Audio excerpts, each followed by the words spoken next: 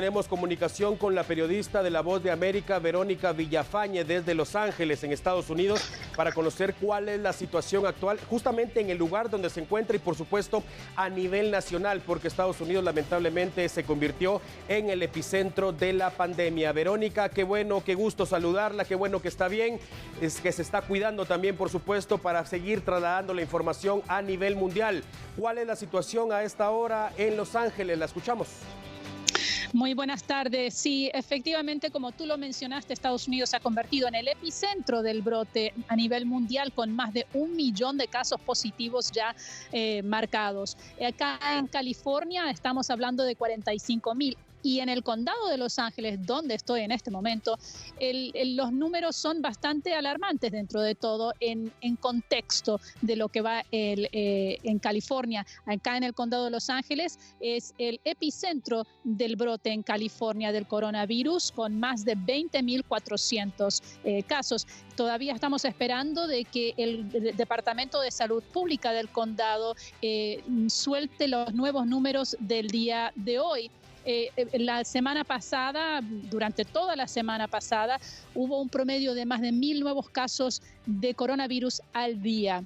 Eso básicamente más que duplicó el número de casos positivos de la semana anterior, y lo mismo va para el número de muertes, que ya están casi en 1,000 en el condado de Los Ángeles nada más, y estamos hablando que hay aproximadamente 1,700, 1,800 en todo el estado. Entonces ahora obviamente hay un gran dilema que tiene el gobernador de California, es qué hacer con respecto a aliviar las medidas de restricción ante demandas de algunos grupos a lo largo del estado que están exigiendo que reabran la economía. El dilema es porque todo el estado de California no es igual. Hay algunas zonas en el estado que no han tenido tantos casos ni tantas muertes, y es precisamente en esas zonas que quieren que se reabra, que se les permita reabrir negocios, iglesias, restaurantes, para poder retomar un poco de una semblanza lo más normal posible que se pueda llegar a conseguir dentro de las circunstancias. Lamentable realmente, sobre todo por lo que mencionaba Verónica, que Los Ángeles prácticamente es el epicentro de California, que reporta 45,000 personas contagiadas. ¿Maneja el dato de qué cantidad de personas fallecidas siempre en California y Los Ángeles? Sí, bueno, las 45,000 son en todo el estado, ya casi el 45%, o sea, más de 20,400 en el condado de Los Ángeles en sí, y casi 1,000 muertos en el condado de Los Ángeles. Ahora, esas son cifras que no están actualizadas todavía con los nuevos casos de hoy, porque generalmente es aproximadamente a esta hora que estoy en este momento en el enlace en vivo con ustedes, que generalmente se revelan estas nuevas cifras. Entonces, de repente, dentro de un ratito más vamos a tener cifras actualizadas, pero si seguimos cuáles son las tendencias, en toda la semana pasada más de 1,000 casos nuevos diarios, y ayer hubo un pequeño descenso, hubo 900 casos en vez de más de 1,000, pero ese ha sido el promedio. Ahora, el problema es, según la directora de Salud Pública del condado, es de que siguen habiendo retrasos en resultados de los laboratorios. Por eso es que de repente hay veces que vemos que un día tenga 1,400 y el otro día tenga 1,000 nuevos casos. Y todavía eso es un problema muy serio, porque no se sabe exactamente cuántas personas tienen el virus. Ahora, si tomamos en cuenta que hace 2 semanas atrás se revelaron se reveló que un estudio de serología con una muestra aleatoria un poco más pequeña, porque eran nada más apenas 1,000 personas, los investigadores científicos de la Universidad del Sur de California, junto con expertos médicos del condado de Los Ángeles, dijeron que se estima que en realidad la infección es mucho mayor a de lo que se había pensado, estimado aproximadamente en más de 300,000 personas. Eso quiere decir que en algún momento dado alguna persona ha estado expuesta, ha estado enferma sin saber ha estado contagiada, no enferma o no ha sido asintomática. Algunas personas con síntomas, algunas personas sin síntomas. Entonces, todavía queda mucho por aprenderse sobre este coronavirus y también el alcance que ha tenido en el área de Los Ángeles. Y eso es lo que va a determinar cuándo podrían llegar a reabrirse algunos negocios y aliviarse algunas de las restricciones que fueron tomadas hace más de un mes ya, desde el 19 de marzo, para contener la propagación del coronavirus.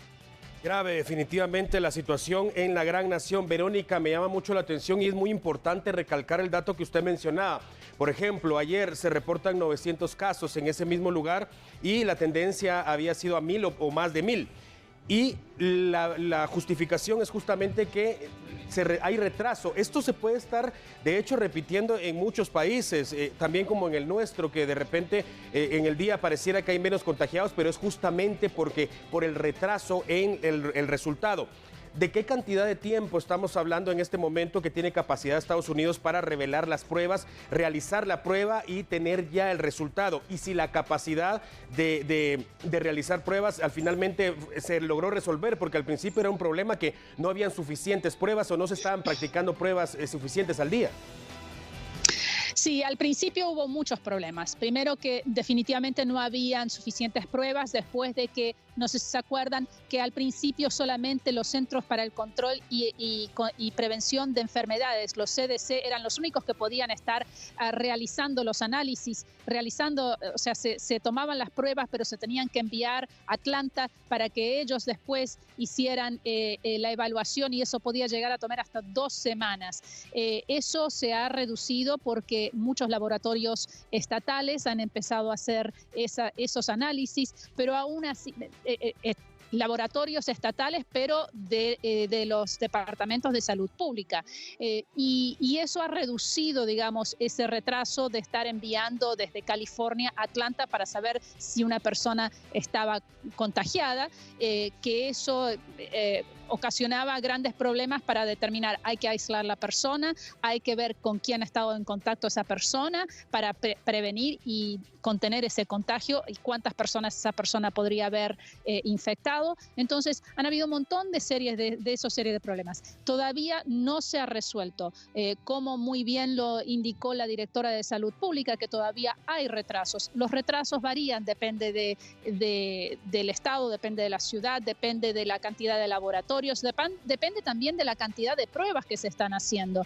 Ahora hay un poco más de capacidad de evaluación para hacer estas pruebas de detección y entonces quiere decir que hay más número de pruebas que se están haciendo, pero todavía eso no, donde está el desfasaje es en la parte de los resultados, donde pueden llegar a tardar todavía 3 a 4 días y eso hoy en día sigue siendo algo, digamos que es importante porque ¿cómo podemos saber si realmente todas las medidas, si toda la gente está cumpliendo con las medidas de contención? Verónica, los datos son alarmantes realmente y ojalá que no solo en Estados Unidos, sino que en el mundo empecemos a hablar pronto de buenas noticias respecto a la pandemia del coronavirus COVID-19. Tengo que hacerle una pregunta porque sé que muchos de nuestros televidentes están en sintonía de TN23 y definitivamente están muy atentos también a lo que está ocurriendo específicamente y muy especialmente en Los Ángeles. La mayoría de guatemaltecos que partieron en algún momento a Estados Unidos están radicados justamente en ese condado.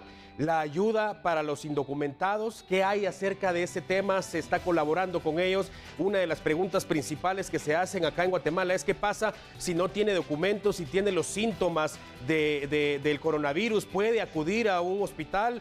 ¿Hay temor de que lo vayan a deportar inmediatamente o incluso que se pueda recuperar y después va a ser deportado?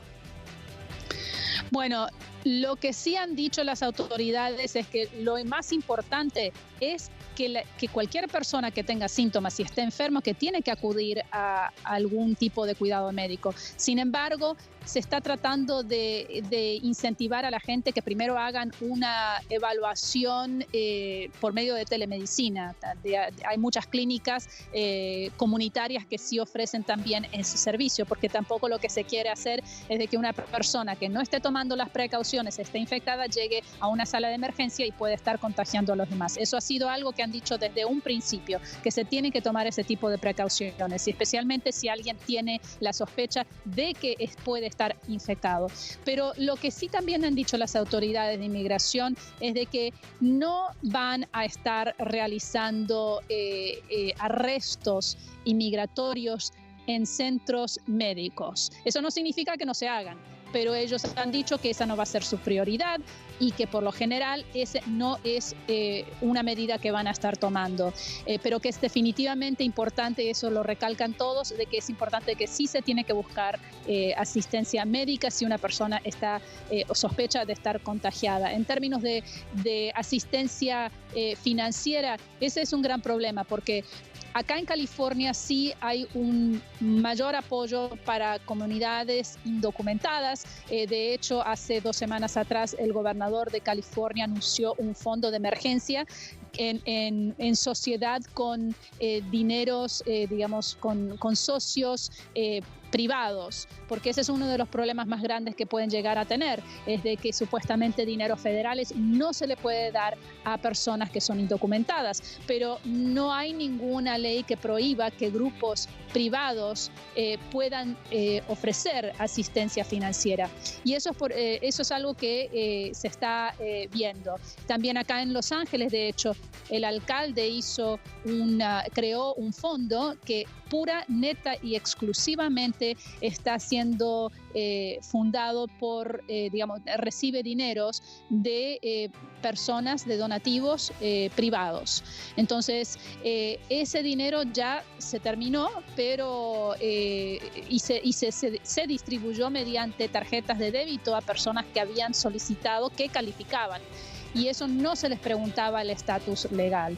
Definitivamente hay muchos esfuerzos individuales de grupos privados. De hecho, hace 2 días hablé con un grupo de una red de jornaleros que también acaban de concluir una ola de recaudación de fondos con la que pudieron armar canastas de comida básica para jornaleros. O sea que hay muchos esfuerzos, no hay realmente un esfuerzo centralizado, porque también hay muchas comunidades que son individuales y que las necesidades son muy diferentes.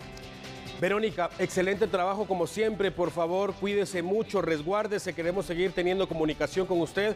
Verónica Villafañe, periodista de La Voz de América en vivo desde Los Ángeles, Estados Unidos.